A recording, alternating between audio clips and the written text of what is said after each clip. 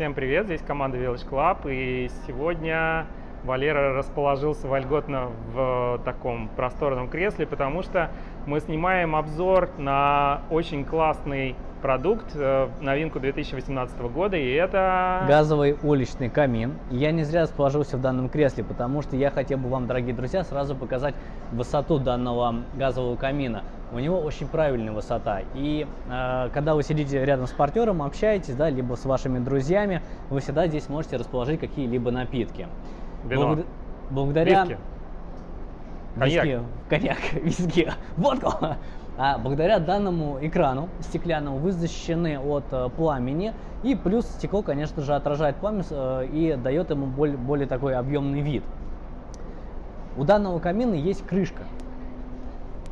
То есть мы можем с вами... А можешь пока не закрывайте, я покажу, что там есть Да, горелка. конечно. Обычно она закрыта этими Вот кристаллами. она, горелка. Это кристалл, который огнеупорный и также отражает пламя. То есть пламя становится таким очень объемным. Горит равномерно, не просто вот из одной точки, на самом деле. То есть пламя равномерное, очень красиво. Если мы данную вещь закроем, у нас получится практически полноценный стол. То есть убирая какие-либо предметы, ну, я имею в виду здесь экран, мы за этим столом уже даже можем, собственно говоря, и покушать. Благодаря таким газовым каминам на площадке, где он установлен, создается уют. Это некое такое замещение, во-первых, дровяным кострищем, во-вторых, это некое замещение даже уличным обогревателем, потому что за счет вот этого огня у вас будет все-таки пространство обогреваться и нагреваться. Совершенно верно. Про поджиг? Да, давай про поджиг. Поджиг осуществляется очень легко. У него снизу есть панель управления.